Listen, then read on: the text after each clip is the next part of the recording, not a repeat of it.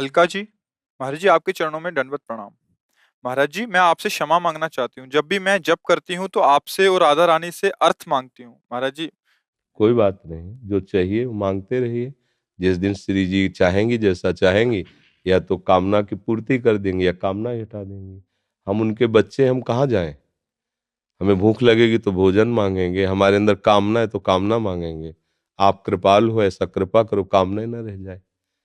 बस ये बढ़िया बात है कि अपने ही श्री जी से मांगे कि वो आप, जैसे माँ के पास गए, हमें इतने रुपया दीजिए, नहीं हमें चाहिए इतने, नहीं देंगे नहीं देंगे नहीं देंगे, तू बदमाश, बर्बाद करेगा।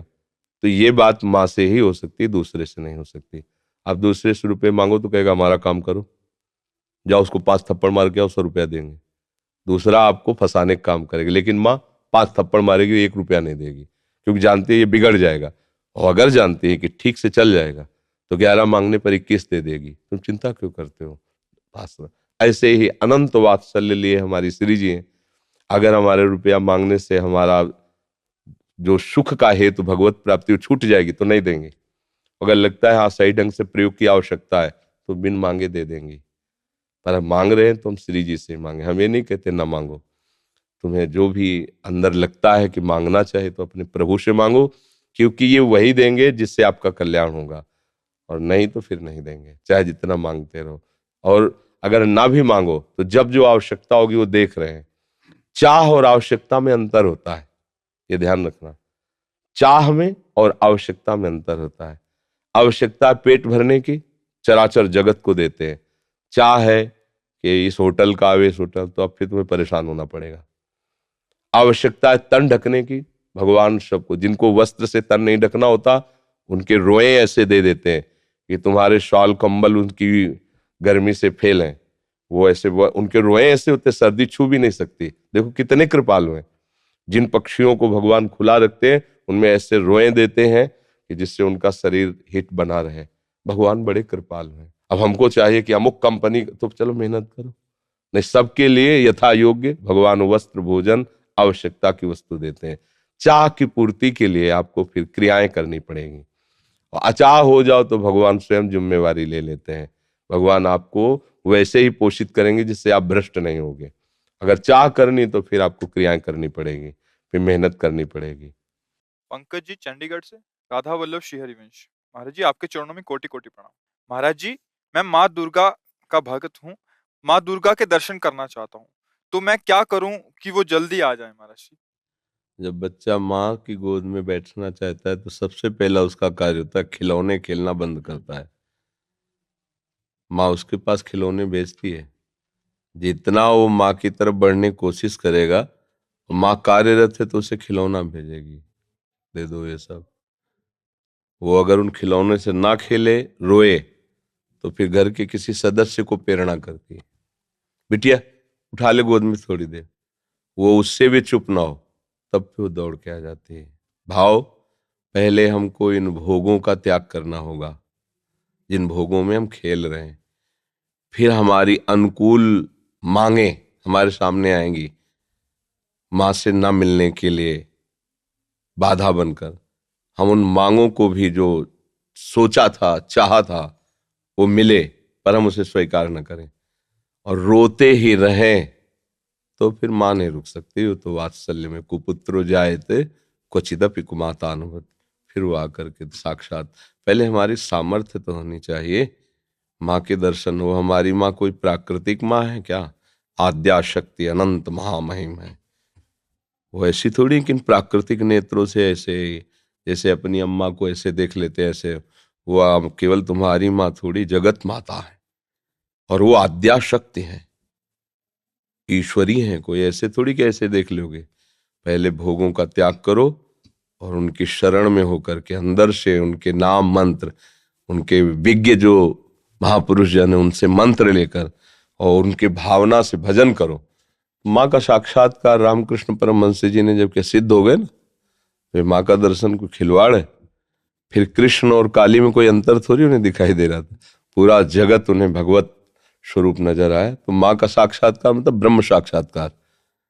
माँ कोई प्राकृतिक माँ थोड़ी है कि ऐसे ही गोद में बैठ जाओगे। उसके लिए ब्रह्म स्वरूप होना पड़ेगा, समस्त विकारों का त्याग करके केवल माँ की प्राप्ति के लिए। तो चाहे श्री कृष्ण प्राप्ति के लिए, चाहे माँ की प्राप्ति के लिए, वही प्रभु बने हुए हैं सब रूपों में। तो जितना सत्संग है सब उन्हीं की प्राप्ति के लिए है। आप पहले तो विकारों से बचिए, ब्रह्मचर्य का पालन कीजिए, खूब नाम जप कीजिए और लक्ष्य बनाइए कि देवी जो सर्वभूतों में व्याप्त शक्ति है, मैं उसका अनुभव करना चाहता हूँ। वो आ जाएंगी, कृपालु हैं, कृपा करके दर्शन दे। देवी प्रपन्नार्थ हरे प्रसीद, प्रसीद मातर जगतोखिलस्य, प्रसीद विश्वेश्वरी पाहि विश्वम, त्वमीश्वरी देवी चरा चरस्य। हे देवी, आप ही चराचर रूप में विराजमान हो। आ गई ना सिद्धांत के सर्वम खलविदम ब्रह्म वासुदेवा सर्वम, आ गया ना। एक ही बात है, वो तत्व तो एक ही है, चाहे उसे माँ कहो चाहे पिता कहो, चाहे दोस्त कहो चाहे प्रीतम कहो। वही सखा है, वही प्रीतम है, वही माँ है। तुम जिस भाव से भजोगे आ जाएगा। तुम्हें वो माता च पिता तुम्हें, तो वही शिव है, वही शक्ति है, कोई दो तो है नहीं। वही माँ है, वही पिता है। आप माँ भाव से भजोगे, हमारे प्रभु माँ भाव से आ जाएंगे। पर उनके आने के लिए जो स्वागत तैयारियां करनी, वो हमें करनी होगी। हमारे हृदय में जो अभी कूड़ा करकट वासनाएं हैं, ये हटानी पड़ेगी। खूब नाम जप करे और भाव से चले, तो तुम्हारी बुद्धि में ही प्रकाशित हो जाएंगी। या देवी सर्वभूतेषु बुद्धि रूपेण संस्थिता नमस्तस्यै नमस्तस्यै नमस्तस्यै नमो नमः। विराजमान हो जाएंगे बुद्धि में। देख मैं आ गई। उनके प्रचंड तेज को कोई सह सके नहीं। जब तक भजन के द्वारा अंतःकरण निर्मल, उनके प्रचंड तेज को सह सकते हो। वो शिव शक्ति है, अंबा है, आद्या शक्ति है। और एक अंश में सूर्य विद्यमान, आंख मिला के देखो 12 बजे दोपहर के, और अनंत सूर्यों जैसी कांति मां भगवती की है, महाबलशाली। त्रिभुवन में कोई पैदा नहीं हुआ कि अपने रूप स्वरूप में आ जाए, उनसे आंख मिला ले कोई। भगवान शंकर भी चरणों में लौट गए नहीं लौट गए। तो ये बात ध्यान रखना कि ये माँ कोई ऐसी माँ नहीं है प्राकृतिक, ये आद्या शक्ति चिदानंद माँ है। ये ऐसे थोड़ी सी चुनरी और नारियल चढ़ाने से तुम्हारी कामनाओं की तो पूर्ति कर देगी, लेकिन साक्षात्कार होने के लिए फिर अपना अस्तित्व मिटाना होगा, अपने अस्तित्व का बलिदान करना होगा। अस्तित्व का बलिदान, पूर्ण समर्पण और उन्हीं का केवल चिंतन, आ जाएंगी। क्योंकि वही है, दूसरा कोई है नहीं। हमारी दृष्टि में सब एक ही परमात्मा है। उसे किसी भी नाम रूप से आप पूज कर प्राप्त कर लो, वही है, दूसरा कोई है नहीं। समझ गए? राधे राधे महाराज श्री, आपके चरणों में कोटि कोटि प्रणाम। महाराज श्री, मैं भजन मार्ग पे आगे बढ़ना चाहता हूँ। महाराज श्री, मन में लगातार डर बैठा हुआ है कि मेरे साथ कुछ बुरा होगा। बिल्कुल नहीं डरो। क्या होता है कि हमसे कोई ना कोई गलती होती रहती है। जब तक हम भगवान का निरंतर चिंतन नहीं करते तो वृत्तियां विषय की आती हैं, और विषय की वृत्तियों के द्वारा गलती होती रहती है, अभी या पूर्व में। उन गलतियों का परिणाम आता भय, दुख, शोक, बंधन, निंदा, जन्म मरण। एक क्रम है उसका। ये जो मन में भय आया है ना, ये कोई पूर्व का कर्म है जो अज्ञान आवृत करके मुझे भयभीत कर रहा है। एक जगह ऐसी जहां आपको कोई भय नहीं सता सकता, वो है भगवान के चरणारविंद। अगर उनका तुम में अपनापन हो जाए तो हर समय आप देखोगे कि भगवान का बल आपके अंदर जागृत है, फिर कहीं भय नहीं रहेगा। हमारा मन कई तरह से भयभीत होता है। हमारी प्राप्त सुख सामग्री न नष्ट हो जाए, हमारा प्राप्त सम्मान न नष्ट हो जाए, हमारा प्राप्त पद न नष्ट हो जाए, हमें प्राप्त शरीर न नष्ट हो जाए, इन्हीं बातों का भय रहता है। और ये सब परिवर्तनशील, इसमें भय नहीं करना है। जब रात्रि थी तो दिन आ ही रहा है, और दिन है तो रात्रि आएगी। कोई भी ताकत इसको रोक नहीं सकती है। भगवान श्री राम का राज्याभिषेक सुबह होने वाला है। पूरी अयोध्या आनंद से मगन है, और सुबह उनको 14 वर्ष का वनवास हो जाता है। पूरी अयोध्या में शोक छा जाता है। तो हम डरे क्यों? हम प्रभु के बच्चे हैं, प्रभु के अंश हैं हम, फिर हमें डर क्यों लग रहा है? कोई कर्म है जो हमको भयभीत कर रहा है। इसलिए हमें ऐसा कर्म करना चाहिए कि वो कर्म नष्ट हो जाए और भय हमारे हृदय में न रहे। भगवान की शरणागति का पहला लक्षण है निर्भय, दूसरा है निश्चिंत, तीसरा है निशोक। जितने भी भय हैं अधर्म के कारण लगते हैं, ध्यान रखना। कहीं भी चाहे जितना गुप्त रूप से अगर छोटा सा भी अधर्म हुआ है तो सबसे पहले वो आपको भय प्रदान करेगा, फिर जलन प्रदान करेगा, फिर विघ्न रूप में वो आ जाएगा, रोग रूप में, समाज के प्रतिकूल व्यवहार रूप में आपके सामने आ जाएगा, फिर हमारा संतोष भाव बिगड़ जाएगा। भूल करके भी कोई असत आचरण न करे, और जो असत आचरण हमारे भूल से हो गए हैं उनके निदान के लिए हम, जैसे एक कांटा दूसरे कांटे से निकलता है, ऐसे हम ऐसा बलि सत आचरण करें जो उसको नष्ट कर दे। वो है भगवान का भजन, दूसरा कोई नहीं। अगर हमें जो नाम प्रिय भगवान का, राम कृष्ण हरि ओम नाम जप कर रहे हैं, और दूसरों में भगवत भावना अत्यंत आवश्यक है निर्भय होने के लिए। जब तक हम किसी को व्यक्ति मानते रहेंगे तब तक हमें भय लगा रहेगा। हमें यह है कि ये व्यक्ति संचलित भगवान से है और भगवान मेरे हैं, तो ये वही करेगा जो मेरा कल्याण होगा, मेरा मंगल होगा। ये बिल्कुल मेरा मंगल नहीं कर सकता। आप तो इतनी अवस्था के हैं, प्रहलाद जी 5 वर्ष की अवस्था के थे, हिरण्यकश्यप त्रिभुवन पति था, सारी शक्तियां उसके हाथ में थी, और जो मन भाया सो किया प्रहलाद के साथ। आग में जलाया, क्या क्या नहीं किया, इतना भी नहीं डरे और ना किसी भी तरह का उनको ताप प्राप्त हुआ। बस उनको था मेरा भगवान है, मेरा भगवान सर्वत्र है, वो मुझे बहुत प्यार कर रहा है, मेरी सुरक्षा भगवान कर रहा है। एक तपस्वी परीक्षा लेने के लिए चक्रवर्ती सम्राट महाराज अम्बरीश जी के पास जाता है, केवल इस बात से कि मैं तपस्या का धनी हूं, ये राजा होते हुए मेरे से भक्ति में कैसे बड़ा माना जा सकता है। परीक्षा के लिए गए और उनसे चूक हो गई। इतने महाभागवत को उन्होंने दोष ना होने पर दोषारोपण कर दिया, वो एक आगे कथा है लंबी, और कृत्या उत्पन्न कर दी। एक कदम पीछे नहीं हटे अम्बरीश जी, ऐसे ही खड़े रहे, क्यों उनको पता है मैं भगवान का हूं, सब में भगवान की सामर्थ्य है। अगर ये कृत्या का विधान भगवान ने किया मुझे नष्ट करने को, नष्ट कर सकती, अन्यथा नहीं। क्या हुआ, सुदर्शन चक्र प्रकट हो गया, कृत्या को नष्ट किया और दौड़ा करके पूरे त्रिभुवन में जलाया। दुर्वासा जी को मारा नहीं, क्योंकि वो भी भगवान के जन थे। हमें अगर भगवान पर विश्वास हो जाए और ये भावना हो जाए कि सब भगवान की शक्ति से संचलित है। देखो, प्रभाव अलग अलग हो सकता है यंत्र का, लेकिन बिजली तो एक ही है।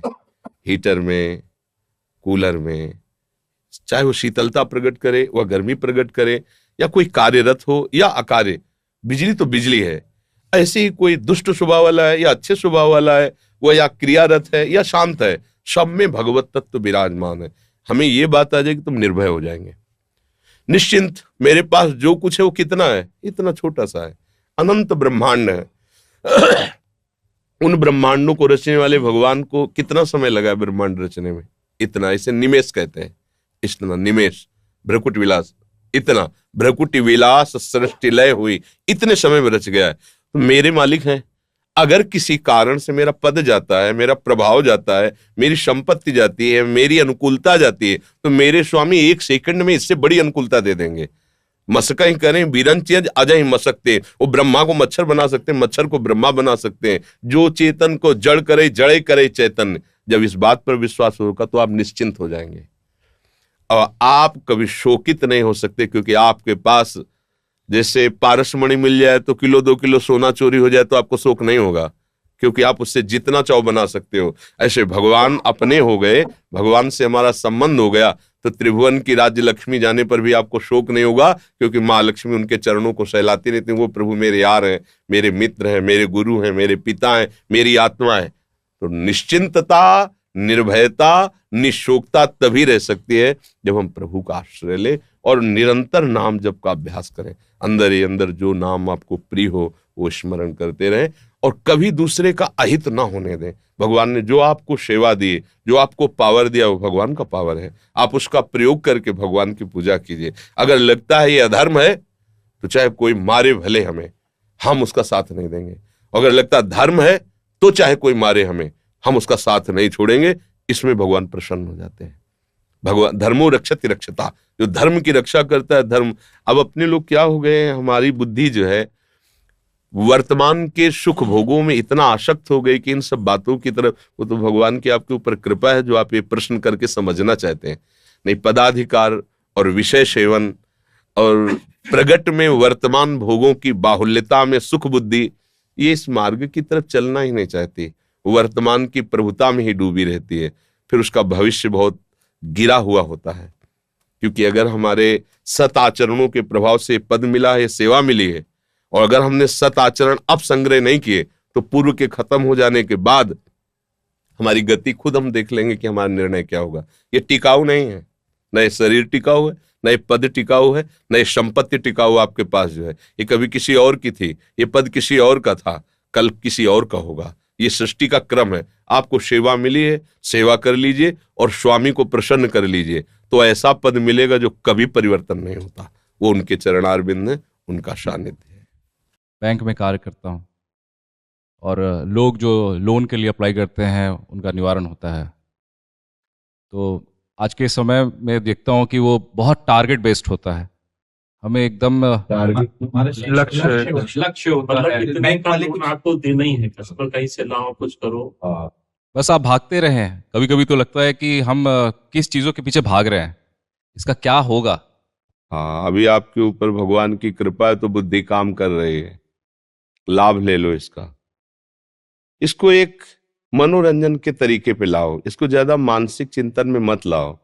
ये संसार एक स्वांग है, स्वांग सिनेमा नाटक, और इसके पूरा का पूरा नाटक करने वाला, नाटक कराने वाला, नाटक की जो भी अभिनय की वृत्ति, वो सब एक के द्वारा ही प्रकट। जगन नाटक वही भवा, गोपाल शास्त्र नाम में भगवान का एक नाम, उसी का नाटक करो। तो आप स्वांग करो, आप इसमें सत्य का आरोप मत करो, आप एक नाटक कर रहे हो। तो जो आपको बैंक की सेवा मिली, जितना प्रयास कर सकते हो सच्चाई से उस स्वांग का निर्वाह करो, तो नाट्य अभिनय कराने वाला आपको इनाम देगा, इस नाटक से मुक्त कर देगा। सुनना, हर समय भगवत नाम जब करने की चेष्टा करो या करते रहो, और जो कर रहे हो अच्छे से करो, पर स्वांग करो। जैसे एक स्वांग में दो पुरुष, एक पत्नी बनता है, एक पति बनता है, दोनों पति पत्नी का स्वांग करते हैं, दोनों को पता है कि पर्दे के पीछे हमारा इसका कोई संबंध नहीं। ठीक ही ये पर्दा है माया का, इसमें स्वांग जो दिया गया है, पति पुत्र पत्नी कर्मचारी जो भी, उसको आप अच्छे तरह से निर्वाह करो। पर वो स्वांग केवल जो डायरेक्टर है उसकी प्रसन्नता के लिए कर रहे, फीस वो देगा। डायरेक्टर है श्री कृष्ण, फीस है जीवन मुक्तता। अगर आप ईमानदारी से अपने काम को करते हुए नाम जप करोगे तो संसार का कार्य भी आपको जीवन मुक्त कर देगा, भगवत प्राप्ति करा देगा। समझ रहे ना? देखो, रैदास जी अपने कठोता में अपना ही काम करते तो बड़े बड़े सिद्धों को परास्त कर दिया। ऐसे रैदास जी की कहीं छवि नहीं है। वो अपने बीच चौराहे पे बैठ के जूता गांठते थे, लेकिन राम राम राम राम राम राम, उसका परिणाम क्या हुआ? बड़े बड़े सिद्ध उनके रहस्य को नहीं जान पाए। तो आपको जो कर्म मिला है वो आपकी पूजा है, और उसका फल है, पूज्य कौन है? श्री भगवान। बात बन गई। अगर हम उससे सत्य मानकर करेंगे तो हमारा चिंतन ही नहीं जाए। जैसे आप इस समय जो भाव व्यक्त कर रहे हैं वो आप उसे सत्य मान रहे हैं। रोल है, जैसे आपको शराबी का रोल दिया जाए, वो आप बढ़िया निभाए, तो आपने कोई बोतल पी रखी थी क्या? वो पानी रंग भरा और ड्रामा पूरा, जब बाहर निकलोगे ना तो लोग क्या गजब का रोल किया है। तो बस इस रोल से बाहर निकलने के समय मालिक बोले क्या गजब का रोल किया, कहीं पता नहीं यार, कहीं चूक नहीं की, तो मालिक तुम्हें मुक्त कर देगा। केवल नाटक है। हमें बाबा जी का स्वांग मिला है, आपको गृहस्थी का स्वांग मिला है, दोनों अपने अपने रोल इस मंच पर ठीक निभाए और दोनों को एक ही फीस मिलेगी, जीवन मुक्त हो जाना, भगवत प्राप्ति हो जाना। इसमें फर्क नहीं पड़ता, इसमें फर्क नहीं पड़ता कि बाबा जी को कोई और भगवत प्राप्ति होती है और गृहस्थी को कोई और होती नहीं। बस अपने स्वांग में चूक गए तो फिर तुम्हें उसी स्वांग में भेजा जाएगा। अभी चलो, अभी ट्रेनिंग पास करो, अच्छा रोल, अच्छा का मतलब ठीक जो आपको। अर्जुन क्या कह रहे हैं? हम सन्यास लेके भजन करेंगे। बोले भगवान ने कहा तुम्हें स्वांग सन्यास का नहीं लेना है, तुम एक वीर योद्धा के अभिनय में हो, वही अभिनय करो, तुम काटो इनको और इसका परिणाम होगा मेरी प्राप्ति। अगर तू समझता है कि तू काटेगा तो देख, विराट रूप में दिखाया, मैं इनको चबा गया हूं जैसे लौंग इलायची चबाई जाती। केवल तू निमित्त मात्र बन जा। तो निमित्त मात्र बन जाओ। स्वांग की बुद्धि और बल वो सब प्रभु दे रहे, हमको बस स्वांग करना है, मस्त हो जाओगे। जब आप असलियत में तो फंस जाओगे। अब असलियत में थोड़ी सी होता है। और स्वांग करने वाला ऐसा स्वांग करे कि देखने वाले को असली समझ में आवे।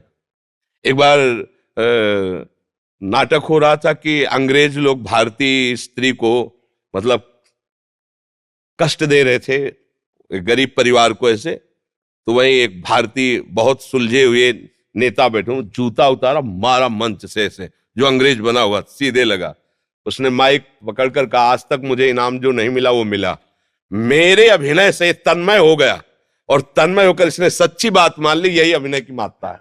सब तुम्हें सच्चे माने पर तुम्हारा अभिनय अभिनय ही रहे। जैसे अभिनेता अभिनय करने में जानता है कि गोली नहीं लगी पर मरने का पूरा स्वांग करना है। हमारा ब्याह नहीं हुआ पर पत्नी का पूरा स्वांग करना है। बेटा नहीं है, 2 घंटे के लिए आया है पर पुत्र का स्वांग कर। ऐसे ही, न तुम्हारी कोई पत्नी न तुम्हारा कोई बेटा है, न ये तुम्हारा शरीर है। स्वांग मिला है कुछ वर्षों के लिए, ठीक से निभा लो, भगवान के पास चलो। राधा राधा राधा। नमीश आहूजा जी पटियाला से। राधा वल्लभ श्री हरिवंश। महाराज जी आपके चरणों में कोटि कोटि प्रणाम। महाराज जी, श्री जी की कृपा से मैं 7 साल से प्रतिदिन मंदिर जाता हूँ, प्रतिदिन नाम जप भी करता हूँ, पर मेरे जीवन में जब भी कोई प्रतिकूलता आती है या कोई कार्य सफल नहीं होता तो मेरे शरीर के रिश्तेदार मुझे कहते हैं, कहाँ गए तुम्हारे भगवान, प्रतिदिन मंदिर जाने का क्या फायदा हुआ। जब वो ऐसा कुछ भगवान के विषय में बोलते तो मुझे बहुत गुस्सा आता है। महाराज जी मेरा मार्गदर्शन करें। देखो, अज्ञानी जन तो कुछ भी बोलते रहेंगे। अभी मंदिर जाना या कुछ भी सत्कर्म करना नई खेती है, पर माल तो पुराना ही खाना पड़ेगा। अभी जो पूर्व स्टॉक है गोदाम में वही चलेगा। फसल आगे वाली जब आएगी तो उन जो भी प्रश्न करें कि मंदिर जाते हो तो क्या हुआ, तो किसान पहले खेती तैयार करता है, फिर बीज बोता है, फिर सिंचाई करता है, महीनों सेवा करता है, खूब पैसे लगाकर उसे बल प्रदान करता है खेती को। फिर जाके जब राशि का समय आता है, जैसे निकल गया, अब 1 मन गेहूं बोने वाला 60 मन गेहूं उसी से काट रहा है। अब जब 1 मन गेहूं फेंक दिया और दूसरे दिन उसके पास रोटी के लिए नहीं, अब उसे कोई उपहास करे कि बेवकूफ है ये, फेंक के आया 1 मन, कम से कम पिसवाता तो 1 हफ्ते चलता, क्या करेगा वो 1 मन। तो चुप रहो, 4 महीना चुप रहो, इसके बाद वो 1 मन 60 मन तुम्हें जब देगा तब उसको बताना कि ये देखो 1 मन फेंका था, अब 60 मन आया है। तो अभी आपका मंदिर जाना, भगवत आराधना करना, ये नया कर्म है। ये जब फलीभूत होगा तब तक पता नहीं वो देखने वाले रहे कि ना रहे। क्योंकि कोई भी खेती तत्काल नहीं होती ना, तो इसलिए बच्चा ये सत्कार्य है। सत्कार्य कभी व्यर्थ नहीं होता। जब असत कार्य नहीं बिना दंड दिए रहता तो सत्कार्य तुम्हें मंगल किए बिना कैसे रह सकता है। हाँ, ये जरूर है कि पूर्व जन्म के हमारे कुछ ऐसे कर्म हैं जो हमें भोगने ही पड़ेंगे। हाँ, तो इसमें कभी भगवान पे अश्रद्धा न करे।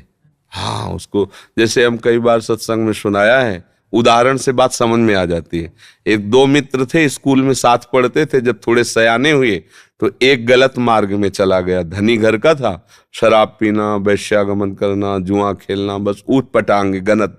और एक था गरीब घर का था, वो गंगा नहाना, नाम जप करना, मंदिर जाना, ऐसे शुरू कर दिया। अब जो जिस मार्ग में चलता उसमें उसकी और बढ़ोतरी होती, वो और गंदा, ये और भगत, तो इसने ब्याह भी नहीं किया, नाम जप। और वो तो मतलब जितनी गंदगी।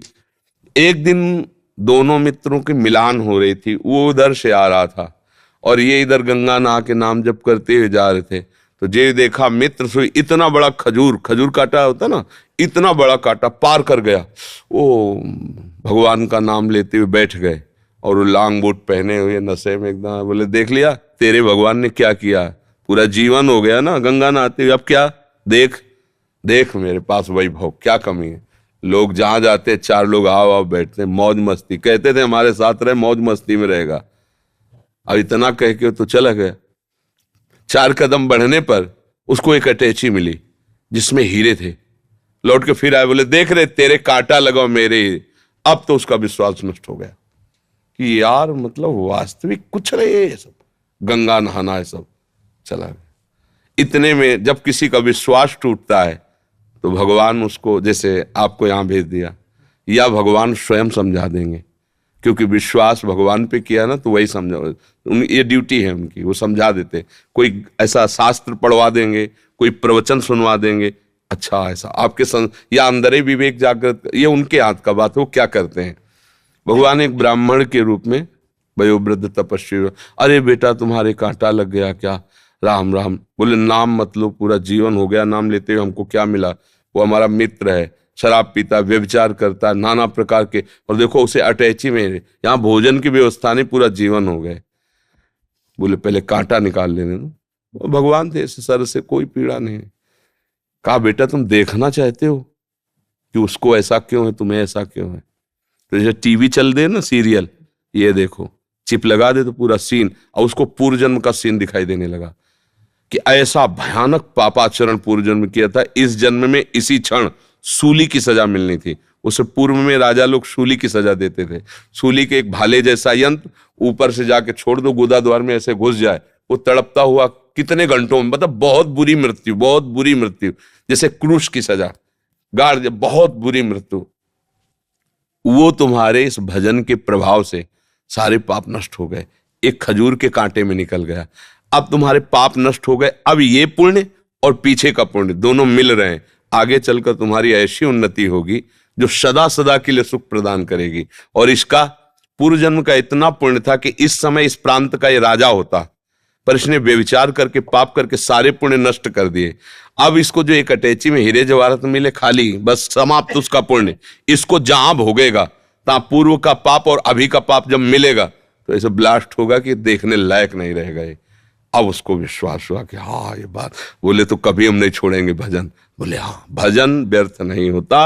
वर्तमान में देखा जाता है कि सत्य से चलने वाला, भजन करने वाला दुखी हो सकता है, और गंदा आचरण करने वाला बढ़िया पर ध्यान रखना, वो बढ़िया तब तक है जब उसका पूर्व का पुण्य चल रहा है। जहां वो खत्म हुआ फिर देख लेना क्या बढ़िया है।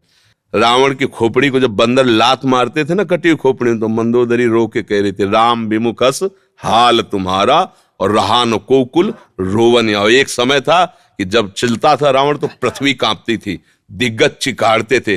वही भगवान के विमुख जब हुआ तो लात मारते थे खोपड़ी में, फुटबॉल की तरह रावण की खोपड़ियां। हाँ, राम विमुख हाल। तो हम लोग क्या वर्तमान को देख करके अंजाद लगा लेते हैं गलत है या सही। वर्तमान में सही चल रहा है पर बार बार उसको धोखा खाना पड़ रहा है, तो लगता है सही कहाँ है, गलत चल रहा है। और वर्तमान में गलत चल रहा है, बार बार उसकी प्रोग्रेस, उन्नति होती चली जा रही, ये मार्ग सही नहीं, नहीं भूल नहीं।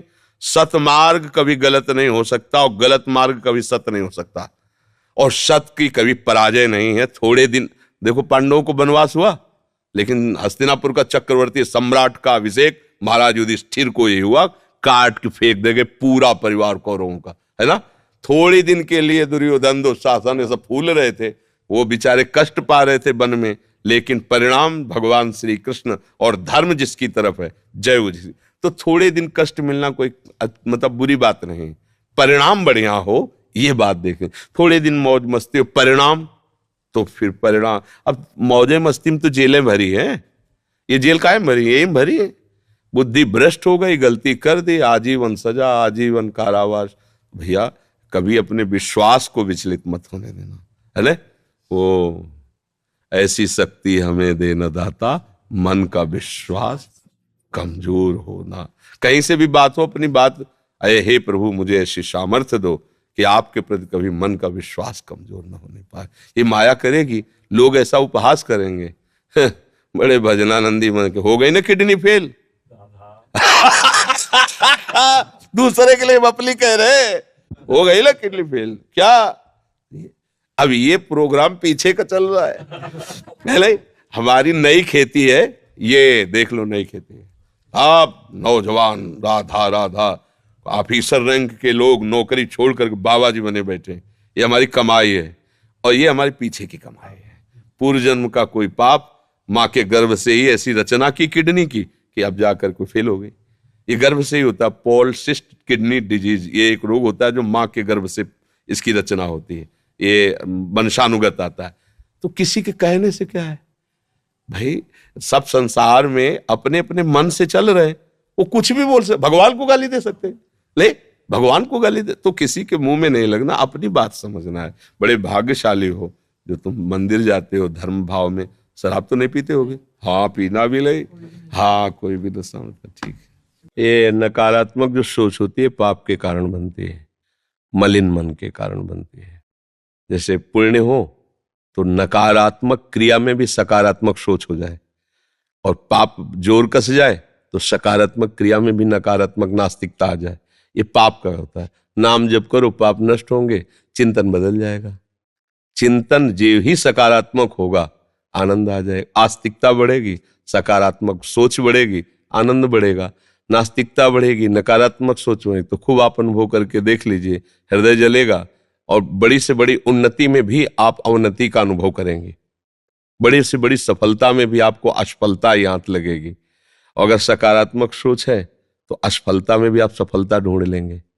तो हमें लगता है कि नाम जप करने से, भगवत लीला कथा श्रवण करने से हमारे विचारों का परिवर्तन होता है। ये नकारात्मक विपरीत भावना कही जाती है। इसी विपरीत भावना का त्याग भगवान की शरणागति से होता है। निर्भय, निशोक, निश्चिंत, विपरीत भावना का त्याग, संशयों का नाश, ये सब भगवान की शरणागति से होता है। हरि को अपना आश्रयदाता मानकर खूब नाम जप करो, लीला कथा गाओ, सेवा करो, अभी बुद्धि ठीक हो जाएगी। नकारात्मक सोच ही तो दुर्गति का कारण है। यही जब बढ़ जाती है तो डिप्रेशन हो जाता है, मरा हुआ आदमी रहता है। फालतू में भय, बिना कारण के भय की रचना कर लेना, बिना कारण के विषाद की रचना कर ले, ये सब नकारात्मक सोच का ही तो है ना। हाँ, कोई तुम्हें बहुत अपनापन दिखा रहा है तो नकारात्मक, ये ऐसा क्यों कर रहा है, मतलब क्या लेना चाहता है, क्या है ऐसा वो आदमी। अगर सकारात्मक सोच है, कोई बुरा भी करना चाहता है तो लगता है भगवान है ना, वो संभाल लेंगे ना, ये क्या बिगाड़ पाएगा, भगवान है ना, तो मस्ती आ जाएगी। तो हमें लगता है नाम जप कीजिए और भगवान का आश्रय लीजिए। संजय जी, श्री हरिवंश प्रभु कोटि कोटि प्रणाम। महाराज जी, मैं आपसे पूछना चाहता हूं कि किस्मत और मेहनत दोनों जब साथ ना दें तो क्या करना चाहिए? भगवान का भरोसा ले लेना चाहिए। अच्छा, किस्मत किसे कहते हैं पहले तुम्हें समझना चाहिए। किस्मत किसे कहते हैं? जो हमने पूर्व में कर्म किए हैं शुभ अशुभ, उन्हीं का परिणाम किस्मत बनता है आके। और कर्म जो हम नवीन कर रहे हैं, नहीं तो नवीन कर्म जो हमारा होता है वो पूर्व प्रारब्ध से प्रभावित होता है। तो जैसे आपने व्यापार किया, आपको सफलता नहीं मिली, पूरा सच्चा प्रयास किया, लेकिन पूर्व का जो कर्म है वो आपको बाधा पहुंचा रहा है। जो पाप है वो अगर आपका व्यापार सफल हो गया तो आप सुख भोगोगे ना, वो नहीं सुखी होने देगा। कौन? आपका कर्म। ये नवीन कर्म है, पर पूर्व का आपका प्रबल प्रारब्ध बुरा वो चढ़ा बैठा हुआ है। अब एक कर्म ऐसा नवीन हो जो प्रारब्ध को रौंद दे, वो है राधा राधा राधा। और इसे कोई पकड़ नहीं रहा, समझो, इसे कोई पकड़ नहीं रहा। आप भगवान नाम जप करें, भगवान का आराधन करें, ये उसको नष्ट कर देगा। अहम त्वाम सर्व पापेभ्यो मोक्षयिष्यामि मा शुचा, मैं तुम्हें पवित्र करूं। अब अपने बल से नहीं हो सकता भैया, इतना कुठार जमा है, गोदाम जमा है, वो हमें आगे। मैं सपने में बहुत देखता हूँ आपको। अरे कौन सपने, सब देखते सब है। यहाँ तक आ गया। देखो भाई, हमारी जागृत की सत्ता ले तो स्वप्न की क्या हाल है।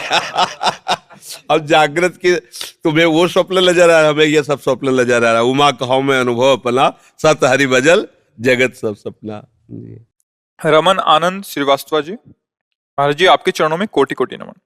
महाराज जी, मैं अपने द्वारा किसी को भी तनिक भर भी कष्ट नहीं पहुंचाना चाहता, परंतु अगर किसी भी कारणवश ना चाहकर मुझसे कोई ऐसा अपराध बन जाए या किसी को कष्ट पहुंचे, तो मैंने किसी को कष्ट पहुंचाया है उसे सोच सोच के वो आत्मग्लानि होने लग जाती है। नहीं नहीं है, विवेक रखो। हम किसी को दुख पहुंचाने की चेष्टा नहीं कर रहे। अब कोई अपने आप अपनी बुद्धि के द्वारा द्वेष करके, ईर्ष्या करके, मत्सरता करके या क्रिया करके दुख भोग रहा है, तो उसके कर्म का फल है। हमको उसमें विषाद करने की जरूरत नहीं है। ऐसे विषाद में तो परेशान हो जाओगे, भजन ही नहीं होगा। फिर किस किस को सुखी करेंगे? कौन कौन सी सामने पेशगी होगी आपके, हम सबको सुखी कर दोगे क्या? किस भाई, कौन कौन क्या मांगे रखेगा?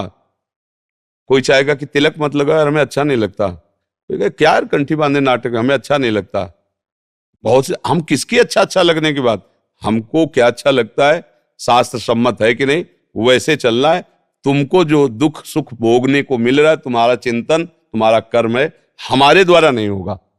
अगर हमारे द्वारा किसी को पीड़ा पहुंचती, कष्ट पहुंचता है, हमने जान के पहुंचाया है, तो हम प्रभु से क्षमा मांगते हैं। अन्यथा फिर ऐसे संसार है, वो अपने आप सोचकर दुखी हो, सोचकर चिंतन बिगाड़ लियो, बात अलग है। तो इसलिए विवेक का आश्रय लो, नहीं तो परेशान हो जाओगे। ऐसे सीधे साधे आदमी कि यार वो दुखी, आप क्या करें हम।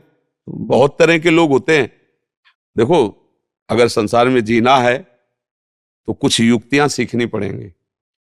धर्म से चलो, हम कह रहे किसी का हित नहीं, पर कोई तुम्हारा अहित करने आ रहा है तो ऐसे थोड़ी बैठ जाओगे। कोई तुम्हें मारने आ रहा है तो बचाने की कोशिश करनी चाहिए। जब ना बच पाए तो फिर भगवान की जैसी इच्छा हो। ऐसे हमें किसी को दुख नहीं देना है, लेकिन अगर कोई अधर्माचरण करने आ रहा है तो तुम्हें दुख हो या सुख इसकी परवाह नहीं।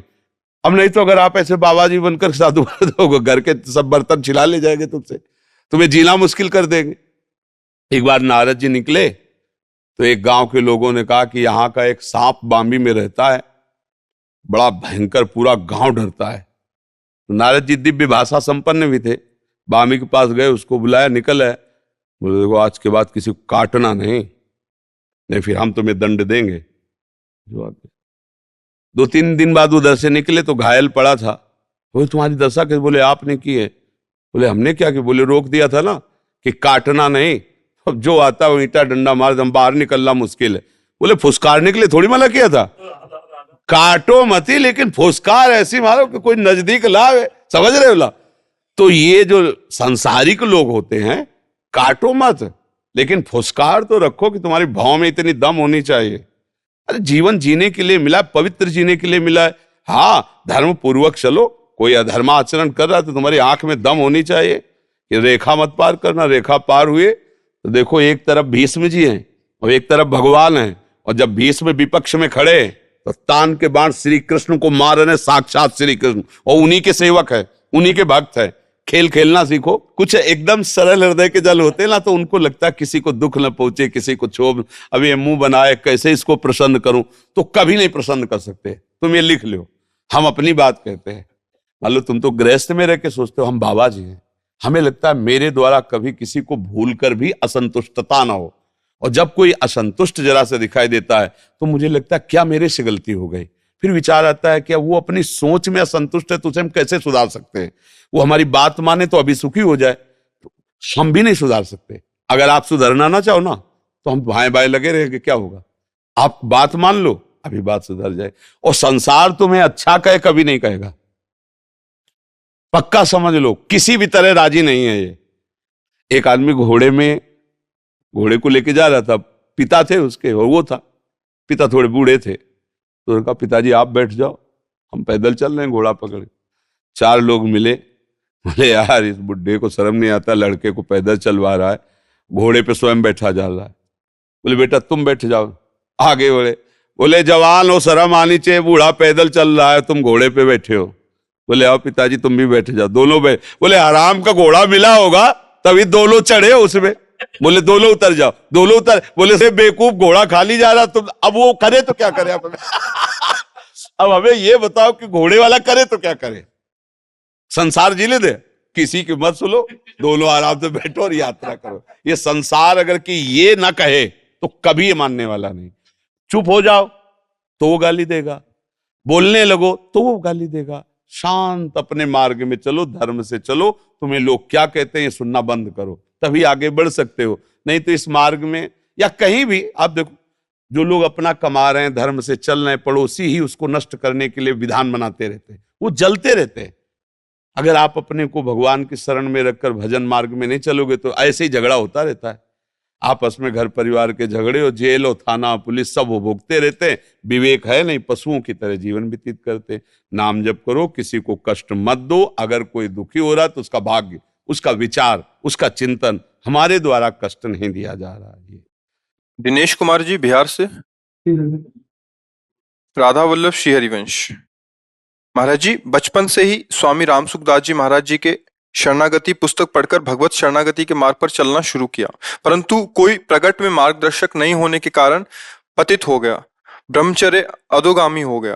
2.5 साल से सत्संग नित्य सुनता हूँ और राधा राधा राधा वल्लभ श्री हरिवंश जप करने का भी प्रयास कर रहा हूँ, फिर भी अखंड ब्रह्मचर्य नहीं रह पा रहा।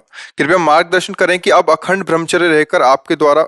अखंड ब्रह्मचर्य बहुत कठिन बात है, बहुत कठिन बात। उसके लिए निरंतर सानिध्य चाहिए, प्रगट। खान पान, संयम, आसन, प्राणायाम, व्यायाम, ये अखंड शब्द उनके अंदर आता है जो ऋषि कुलों में रहे हैं, जो ऋषियों के आश्रमों में शासन में रहे हैं, जहां संसार का इतना विषय बाहुल्यता है, जहां का खान पान अपवित्र है, जहां का संग दूषित है, तो आप कुछ क्रिया करें न करें, ऊर्ध्वगामी थोड़ी वीर हो जाएगा। और वीर बिना ऊर्ध्वगामी हुए अखंड कैसे हो सकता है? उसके लिए आसनों पर 6-6 घंटे पद्मासनों पर बैठे, बिना हिले डुले, भीषण कष्ट हुआ पर उसे सही शांत, तो सुषुम्ना नाड़ी खुली, वीर ऊर्ध्वगामी हो। प्राणायाम के द्वारा प्राणों का संयम, शरीर को व्यायाम के द्वारा स्वस्थ, आसनों के द्वारा वश में कर लेना, आहार के द्वारा पवित्र बुद्धि करना, इंद्रिय भोगों का दृश्य श्रवण संभोग इनसे दूर रहना, इंद्रिया पवित्र, तब जाके वीर ऊर्ध्वगामी होता है। उसे कहते हैं अखंड ब्रह्मचारी। अब वीर अधोगामी हो चुकता है जब, तो उसका प्रवाह बन जाता है। क्रिया करो ना करो, वो प्रवाह में जब उसका एक समय होता है, वो फिर अपने समय से निकलता रहे। अब उसमें कि क्रिया अगर नहीं करते, कोई स्वप्न में आदि गंदी क्रिया नहीं देखते और स्वाभाविक हो जाता है, तो तुम्हें अपराध नहीं लगेगा और तुम अखंड ब्रह्मचारी नहीं कहे जाओगे। उसके लिए बहुत से अखंड ब्रह्मचर्य ऐसे थोड़ी होता है। हाँ, प्राणों की बाजी लगा देनी पड़ती है और रोना होता है। हम लोग रोए हैं, कैसे कैसे बड़े बड़े महात्माओं से सब। तो 6 घंटे आसन पे बैठे, हर नस नाड़ी आग उगलती है। पद्मासन लगाया कभी? कभी लगाया पद्मासन? है? अब जानते ही नहीं, तो अब अखंड ब्रह्मचर्य ऐसे थोड़ी रोका जा सकता है। सिद्धासन पर, सिद्धासन बाएं एड़ी, गुदा और मूत्रेंद्री के बीच के स्थान में दबा के ऐसे, दाहिनी एड़ी उसके बीच में ऊपर ऐसे मूत्रेंद्री के ऊपर रख करके सीधे ऐसे, ये सिद्धासन। 3 घंटे बिना हिले, हर नस नाड़ी ऊर्जा, वो ऊर्ध्वगामी। ऐसे थोड़ी होता है कि ऐसे अखंड ब्रह्मचर्य तो शब्द ही नहीं लग सकता। ब्रह्मचर्य सुरक्षित रखने का प्रयास हो सकता है, जैसे खान पान, थोड़ा व्यायाम आदि से, वो अखंड और निरंतर भगवदाकार वृत्ति, ना कोई विषय श्रवण, ना कोई विषय सेवन। ये तो बड़े बड़े ब्रह्म ऋषियों का संकल्प होता है, महात्माओं का जो योग में चढ़े बड़े हैं। आप तो बस इतना करो, गंदे आचरण मत करो, गंदी क्रिया मत करो, गंदा भोजन मत खाओ, नाम जप करो, व्यायाम करो, शरीर को थकाओ दौड़ भाग सेवा से, तो वो लंबा समय तक चलेगा, पर वो अखंड स्थिर नहीं होगा। ऐसा नहीं हो सकता है। व्यवहारिक वातावरण में सांसारिक भोगों के बीच में रह के मनमानी भोजन करते हुए ऐसे ऐसे नहीं होता है। शून्याकार वृत्ति, ताओ, प्राण संयम, मन पवित्र, जितेंद्री, और फिर वीर ऊर्ध्वगामी। बहुत मतलब ये शब्द तो मतलब नहीं हो सकता, क्योंकि यही अवस्था होती है ऊर्ध्वगामी करने की। तो या तो आप बाबा जी होते और फिर हम देखते कि हाँ बचपन से प्रयासरत हो, तो फिर उसमें। अब आप जानते हैं कि पद्मासन कैसे कहते से, तो ऊर्ध्वगामी कैसे? मेरुदंड 6 घंटे 8 घंटे एकदम 90 अंश के कोण में सीधा, श्वास को बिल्कुल शांत, पास बैठा हुआ है लेकिन तुम्हारी श्वास नहीं सुनाई, ऐसा नहीं, चल रही कि नहीं चल रही, एकदम शांत, प्राण संयम में, तब सुषुम्ना नाड़ी खुलती है, फिर ऊर्ध्वगामी, फिर तो मतलब जब ऊर्ध्वगामी हो गया तब अखंड ब्रह्मचारी शब्द आता है नहीं? हाँ, अखंड तो छोड़िए, पर ब्रह्मचारी बनने की चेष्टा कीजिए। अधिक से अधिक इसका संयम हो, स्वयं से कोई गंदी चेष्टा न हो, कोई गंदा दृश्य नहीं, तो धीरे धीरे फिर लंबा समय खिंचता चला जाएगा। धीरे धीरे ऐसा होता है जी। जसविंदर कौर जी, राधे राधे महाराज जी। महाराज जी, जब हम किसी दुनिया की वस्तु की तरफ जाते हैं और मेहनत करने पर भी कुछ फल नहीं मिलता, तो हमें उस रास्ते को छोड़ देना चाहिए या स्वीकार कर लेना चाहिए कि ये भगवान की इच्छा है? हाँ, यदि वो सत्य मार्ग है, धर्म पूर्वक किया जा रहा है और उसका सही फल आपको नहीं मिल रहा है, तो हारना नहीं चाहिए। इस बार सही नहीं मिला तो आगे मिलेगा, क्योंकि अगर हमारा वो फल में विघ्न पड़ रहा है तो कोई पूर्व का कर्म है जिसका नाश हो रहा है, फल नहीं प्राप्त हो रहा, पर ये मार्ग सही है इसलिए हम हटेंगे नहीं, तो हमें एक दिन फल की प्राप्ति अवश्य हो जाएगी। ये तो मतलब प्रमाणित बात है। विद्यारण्य नाम के बहुत बड़े महापुरुष हुए, सन्यासी हुए, सन्यास मार्ग में, तो गरीब ब्राह्मण के घर जन्मे हुए थे। बहुत गरीबी थी, खाने को भी नहीं था। तो उन्होंने सोचा कि मैं बालक हूं, क्या कर सकता हूं। तो यज्ञोपवीत हो गया था, गायत्री मंत्र मिला था। तो गायत्री का पुरस्चरण होता, 24 लाख गायत्री मंत्र जपने को एक पुरस्चरण कहते हैं। उन्होंने अनुष्ठान लिया कि हे गायत्री माँ, मुझे धन मिले जिससे मेरे माता पिता की सेवा हो सके। एक पुरस्चरण किया, कुछ नहीं हाथ लगा। दूसरा पुरस्चरण, 23 पुरस्चरण किए, 23 पुरस्चरण, 24 लाख गायत्री मंत्र के। फिर माता पिता इतने पधार गए, बहुत लंबा समय व्यतीत हुआ और उन्होंने संन्यास ले लिया। जे भी संन्यास लिया तो साक्षात माता गायत्री सामने प्रकट, और उनका जो तुम चाहो, देवराज इंद्र का पद भी चाहो तो तुम्हें दे। बोली माता, मुझे जरूरत थी, मेरे माता पिता भूखों मर गए, उनके लिए मैं आपका बोले तुम्हारे 24 ऐसे महापाप थे जिनके कारण तुम्हें धन का सुख नहीं मिल सकता था। अब तुमने 23 पुरस्चरण किए, वो खत्म हो गए, और सन्यास ले लिया, 24वां अपराध। अब तुम जो चाहो। बोले अब हमें कुछ ले, अब तो सन्यासी हो चुके हैं, अब तो बस ऐसा आशीर्वाद दो कि जिस धर्म में है उसी में दृढ़ हो जाए। इससे पता चलता है कि तुम्हारे जो पूर्व के पाप हैं, जब तुम सुख साधन में लगते हो तो वो विघ्न पहुंचाते, तभी तो तुम्हें दुख पहुंचेगा, क्योंकि तुमने जो पाप कर्म किए उनको तुम्हें भोगना पड़ेगा। तो अब जैसे किसी पापी आदमी को देखा जाता है, वो जो करता सफल होता चला जाता है, तो आपको संशय हो जाएगा कि हम तो धर्म से चल रहे, जो करते उसमें निष्फलता, और ये सफल होता चला जा रहा है, क्योंकि उसका सर्वनाश होना है।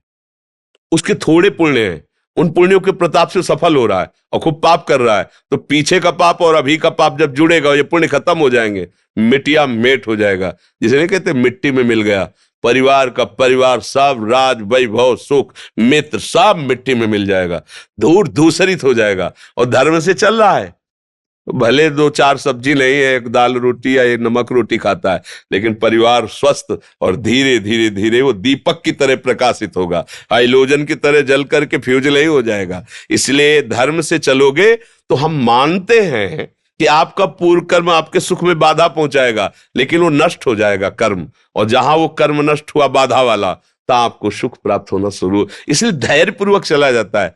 किसी भी धर्मात्मा पुरुष के चरित्र को आप पढ़ करके देखो तो आपको मिलेगा, कई विपत्तियां आती है, कई संकट, तो उससे थोड़ी आ रहे हैं जो अभी कर रहे हैं। ये पुरानी फसल है। अभी जो गेहूं बो रहे हैं तो अभी खा लोगे क्या? वो तो 5-6 महीना लगेंगे फसल परिपक्व होने। तो अभी हम भजन कर रहे हैं और अभी हमें कष्ट मिल रहा है, ये हमारी पुरानी फसल है, हमारा स्टॉक है, वो चल रहा है। हम लोग समझते नहीं ना, तो लगता है जब से माला शुरू किया, जब से आरती शुरू की, तभी से सारी विपत्ति टूट पड़ी। ऐसा नहीं है। उसका समय निश्चित है, तुम्हारा कर्म निश्चित है। अगर भजन ना भी करते तो भी वो आके तुम्हें दंड देता। भजन कर रहे हो, जल्दी जल्दी निपट जाएगा, आगे सुख ही सुख है। नंदिनी जी ऑस्ट्रेलिया से। महाराज जी कोटि कोटि प्रणाम। महाराज जी, भक्ति के विषय में जानना सुनने के बाद भी पूरी एकाग्रता से, सिंसेरिटी से भक्ति में मन नहीं लगता, इसे कैसे ठीक करूं? देखो, अभी जाना नहीं, आप कहते पूरी तरह जान लेने से, ऐसा नहीं। अगर हमारी जानकारी में है कि असली ये 2000 का पड़ा है, तो कदम आगे नहीं बढ़ने देगा। 2000 रुपया कदम नहीं बढ़ने देगा, वही रुक लड़खड़ा जाओगे और झुकोगे, और आसपास कोई देख तो नहीं रख, चाहे जितने करोड़पति हो, समझ रहे हैं? क्योंकि आप असली बात जानते हैं कि 2000 रुपए की सामान मिल जाएगी, आपको महत्व उसका पता है। अभी आपको भक्ति का, आप केवल बुद्धि से जाने, महत्व तो नहीं पता। जिस दिन महत्व पता चल जाएगा तो हृदय ना एक क्षण के लिए भी भगवान का विस्मरण नहीं करेगा। अभी नाम का महत्व नहीं है, अभी भक्ति का महत्व नहीं है।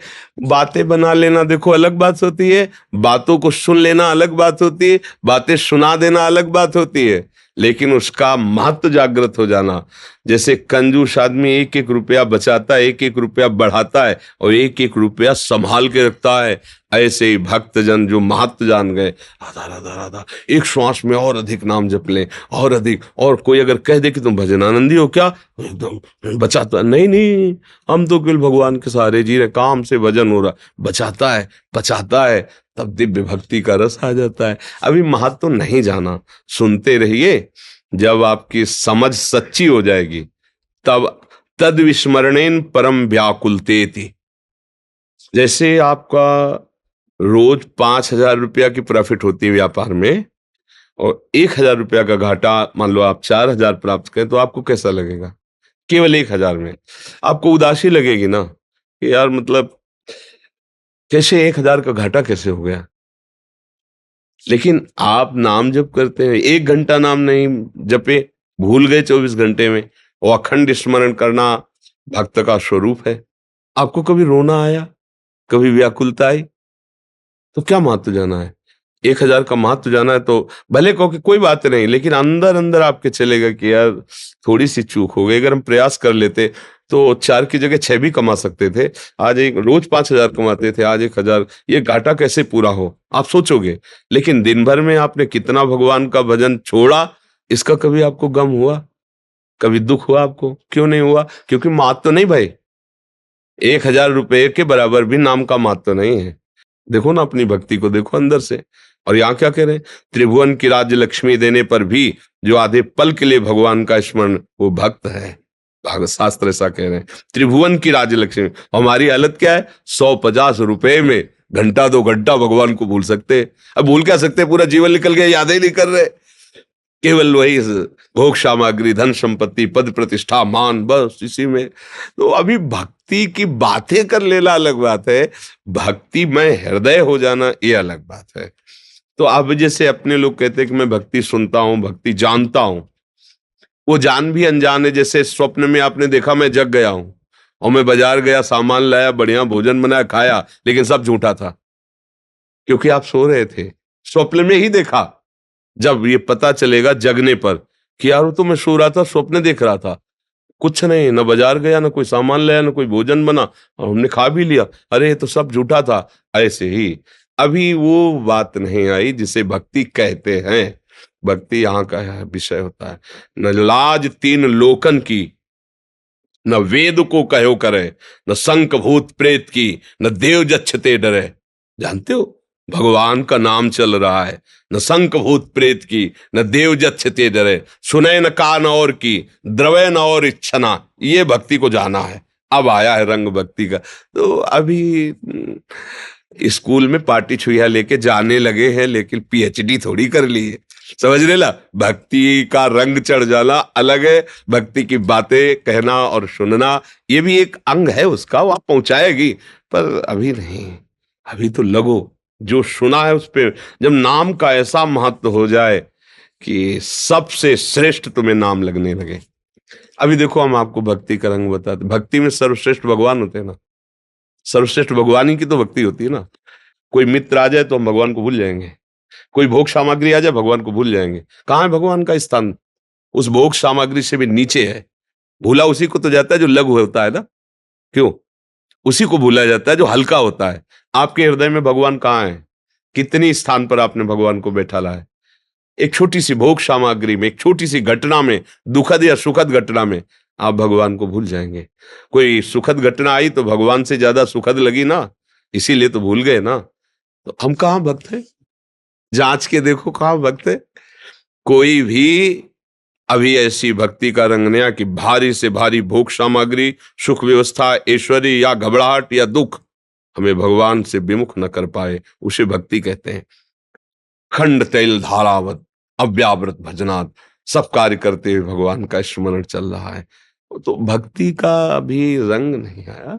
खूब नाम जपने का प्रयास करो, प्रभु की सेवा करो, भोग लगा करके ही प्रसाद पाओ, थोड़ा बुद्धि शुद्ध होगी, धीरे धीरे समझ में आ जाएगा। और रोज सत्संग सुनो। आजकल तो यंत्र का बहुत बड़ा कृपा प्रसाद है कि चाहे जितने दूर हो, अब बोलो ऑस्ट्रेलिया, अमेरिका, वहां से तुम वृंदावन की बात कैसे सुन सकते हो? लेकिन यंत्र का प्रभाव है, 1 मिनट में सर्च करो, जो यहाँ हो रहा है वो सुनने को तुम्हें मिल जाएगा, देखने को मिल जाएगा। सुना, देखा, चिंतन किया तो जो चिंतन होता है वही तुम्हारा सत्य वस्तु होती है। तो चिंतन तो करवा ही देगा। जब हम वृंदावन के संतों का दर्शन करेंगे, उनकी बात सुनेंगे, तो चिंतन नहीं होगा, वृंदावन का चिंतन होगा, संतों का, भगवान का। तो चिंतन ही हमारा बढ़ता चला जाए तो भक्ति का रंग आ जाएगा। भक्ति का स्वरूप इतना समझ लीजिए, अनन्यस चिंतयन्तो माम। अनन्य चिंतन भगवान का भक्ति है। विस्तार में तो बहुत व्याख्या है, पर इतना सीधी बात, अनन्य चिंतन। देख लीजिए, कोई भोग इंद्रिय आई, गए भगवान, भूल गए भगवान को। छोटी छोटी घटना में भूल गए भगवान, हम झगड़ने लगे, भगवान को भूल गए। अपना मान, अपना सम्मान, अपना सुख, अपनी व्यवस्था इतनी प्यारी है कि कहीं एक जगह भी हम भगवान को प्यार के लिए जगह नहीं दे पा रहे हैं। हम कहते हैं अपने को भक्त, मतलब इतना प्यार तुम्हें शरीर से है, इतना सम्मान से है कि अभी भगवान को तुमने सम्मान के ऊपर नहीं रखा है। अपमान हुआ तो उसी में खो गए।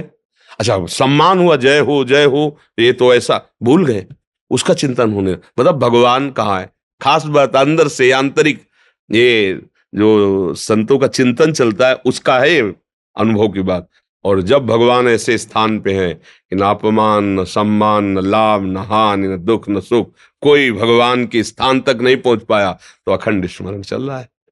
मस्त है वो मस्ती, फिर जो अंदर जागृत होती है उसे कहते हैं भगवदानंद। अभी तुम विषयानंद में है, और विषयानंद दुख ही है, लगता केवल सुखद दुख ही है। शैली पांडे जी। श्री हरिवंश। महाराज जी, आपके चरणों में कोटि कोटि प्रणाम। महाराज जी, मैं पूज्य श्री भाई जी को ही अपना गुरु मानती हूँ तथा पद रत्नाकर को गुरु कृपा से पाठ करती हूँ। महाराज जी, आपने एक एकांतिक वार्तालाप में कहा था कि आपको पूज्य भाई जी के दर्शन हो चुके हैं, कृपया मेरा भी मार्गदर्शन करें कि मुझे भी अपने सदगुरुदेव भगवान के प्रकट में दर्शन हो पाए। ये कोई मार्ग से नहीं होता है, इसमें व्याकुलता होती है। जब उनकी वाणी पढ़ करके नई अवस्था थी, तो अब हमारा तो भगवत मार्ग बचपन से रहा है ना, तो हमारा दृढ़ विश्वास, चाहे पूर्व जन्म की बात समझ लो या गुरु कृपा से समझ लो, हमें भागवतिक मार्ग पर कभी किसी बात पर संशय नहीं हुआ। जो निश्चय हुआ तो मुझे बस यही लगा अवश्य मैं प्राप्त कर लूंगा। मतलब हमारे अंदर कभी ये नहीं कि मैं कैसे प्राप्त कर सकता हूँ, ऐसा कभी नहीं आया। तो जब भाई जी की जीवनी पढ़ी, भाई जी की वाणी पढ़ी, तो फिर ये लगा कि सत्य महापुरुष तो आज भी विराजमान है, और हैं तो मिलना चाहिए। भारी व्याकुलता पैदा हुई। उस समय गंगा किनारे शमशी में रहते थे, एकदम व्याकुलता, एकांत क्षेत्र, बस रोना अंदर से। नई अवस्था थी कि आप गुरुजन मुझे मिलो, मुझे मार्ग बताओ, मैं समझूं, अगर आप नहीं मिलोगे तो मैं भटक सकता हूं। खूब अंदर से, बस उसे आप सोना कहें या उसे तंद्रा कहें या जागृत अवस्था में ही जड़ता कहें। देखा कि एक दिव्य आफिश, भाई जी बैठे, पूज्य राधा बाबा बैठे, भाई जी ऐसे चश्मा उठा के, हाँ क्या पूछना है। हमने कहा कि भगवान श्री कृष्ण की प्राप्ति कैसे होती है। दरवाजे का बाजू पकड़े से हम खड़े, बाबा हमारी तरफ देख रहे हैं। भाई जी ने कहा जब श्री कृष्ण हो जाओगे तब श्री कृष्ण की प्राप्ति होगी। मेरी समझ में नहीं आया, बस वो थोड़ी देर के बाद दृश्य अंतर्ध्यान, मेरी समझ में नहीं आया। फिर प्रार्थना की कि इसका तब समझ में आया कि मन कृष्णमय, बुद्धि कृष्णमय, चित्त कृष्णमय, अहम कृष्णमय, सब कृष्णाकार वृत्ति हो जाएगी। तब जैसे गोपीजन रुदुस्वरम राजन कृष्ण दर्शन लालसा, अब वो कृष्णाकार वृत्ति है, मन बुद्धि चित्त हम सब भगवत स्वरूप। तब भगवान का साक्षात्कार, किंचन मात्र कोई चाह नहीं, कोई इच्छा नहीं।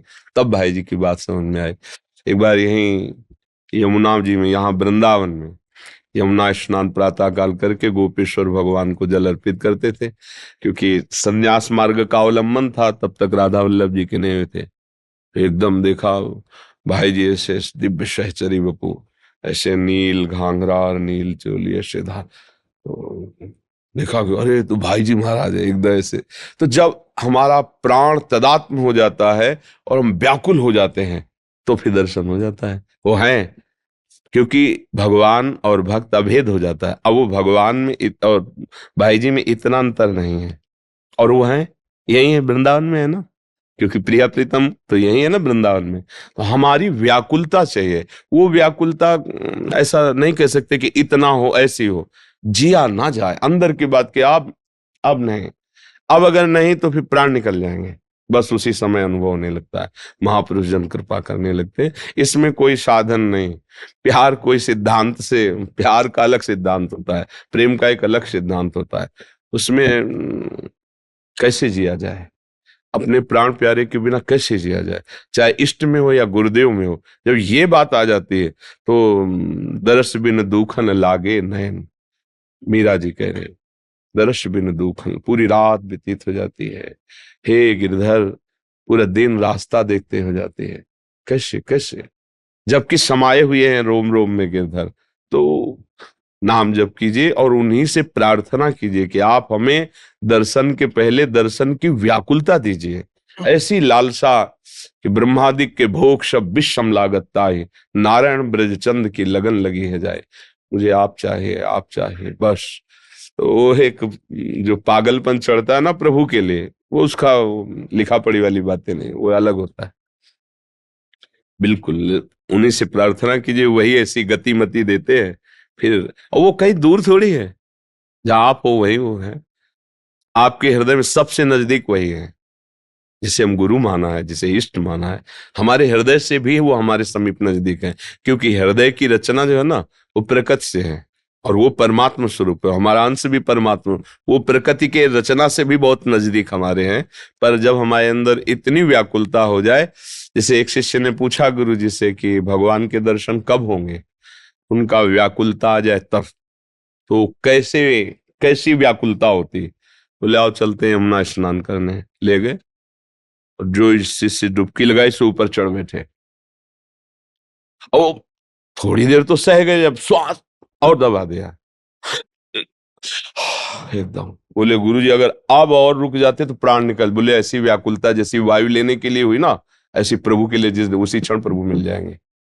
अब वो व्याकुलता के अब जिया नहीं जा रहा, अब नहीं जिया जा रहा। जो अंदर की बात है, अंदर आग लग गई, विरह से हृदय जल रहा है, वो प्रभु देख रहे हैं। फिर वो दूर थोड़ी रहते हैं, आंखों में, चित्त में, मन में, बुद्धि में, रोम रोम में, बाहर भीतर। उद्धव जी ने यही तो देखा गोपियों को कि एक श्री कृष्ण मथुरा में बैठे, लेकिन इनके श्री कृष्ण तो इनके रोम रोम में समाये गए, इनके नेत्रों में समाये हुए हैं। बस उन्होंने कहा अभी तक हम लोग को उन श्री कृष्ण का परिचय नहीं हुआ जिनसे गोपी जन प्यार करती है। गोपियों की चरण धूलि की वंदना की है। खूब नाम जप करो और इष्ट आराध्य देव गुरुदेव से प्रार्थना करो जो अपनी व्याकुलता दे, अपना प्रेम दे। महाराज जी, भाई जी, एक अलौकिक विभूति पुस्तक में पूज्य सदगुरुदेव भगवान भाई जी ने भाव समाधि में युगल मंत्र बोला था, क्या हम उसे गुरु मंत्र मानकर जप कर सकते हैं? बिल्कुल, क्या शब्द तो हटा ही दीजिए। बताया परमार्थ में संशय बिल्कुल नहीं।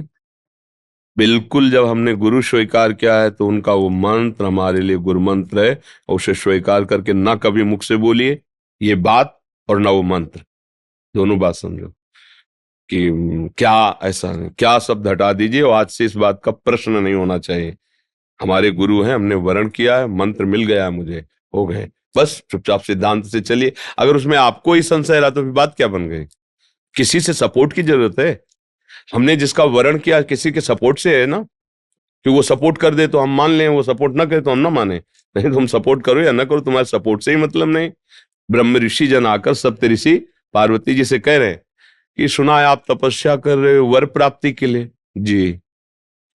तो भगवान शंकर में क्या है, मृग चर्म धारण करते हैं, चिता की भस्म लगाते हैं, जटाओं का बवंडर है। अरे ऐसे दूल्हा तुम्हें मिला दे तो वैकुंठ में विराजमान भगवान श्री हरि है शायद। महादेव में क्या गुण है? गुण समुद्र भगवान श्री हरि, उनका माना महादेव अवगुण भवन। अवगुण में एक भी गुण नहीं, माना आपकी बात। महादेव अवगुण भवन, विष्णु सकल गुण खान, पर जेहि का मन जैसन रमय ते ते ही सम। कोट जन्म लग रगर हमारी, बरऊं शंभु न तरहूं कुमारी। करोड़ जन्म तक मैं तपस्या करूंगी और वर के रूप में चाहूंगी तो केवल महादेव जी को चाहूंगी। किसी की सलाह की जरूरत है? अपनी निष्ठा, अपना प्यार, अपने हृदय का विषय, कभी प्रश्न मत करना इस विषय में, नहीं तो संशय हो जाएगा। नहीं, अब कोई कह दे नहीं अब वो तो अब अंतर ध्यान हो गए, प्रगट में तो गुरु बनाना ही पड़ेगा। वो प्रगट है, जिसको अगर हम मानते हैं कि मेरे प्रभु हैं तो प्रगट है, वो कण कण में है। अगर सत्य है तो त्रिकाल सत्य है, त्रिकाल सत्य है तो इस समय भी है। फिर हमें क्या संशय करना? बस अपने भाव में दम होनी चाहिए। बात यह है, अपना भाव किसी के सपोर्ट में नहीं होना चाहिए। वो सपोर्ट हटा ले तुम्हारा भाव गिर जाए, नहीं, किसी का कोई सपोर्ट नहीं, सीधे हृदय से स्वीकार किया, बस बात बन गई। और जब उनको आगे बढ़ाना होता तो आगे बढ़ा देते हैं, उनको आगे जैसे बढ़ाना होता है। हाँ, एक जगह कस के पकड़ लो, वही सब बना देंगे, क्योंकि वही एक है परम तत्व, दूसरा नहीं।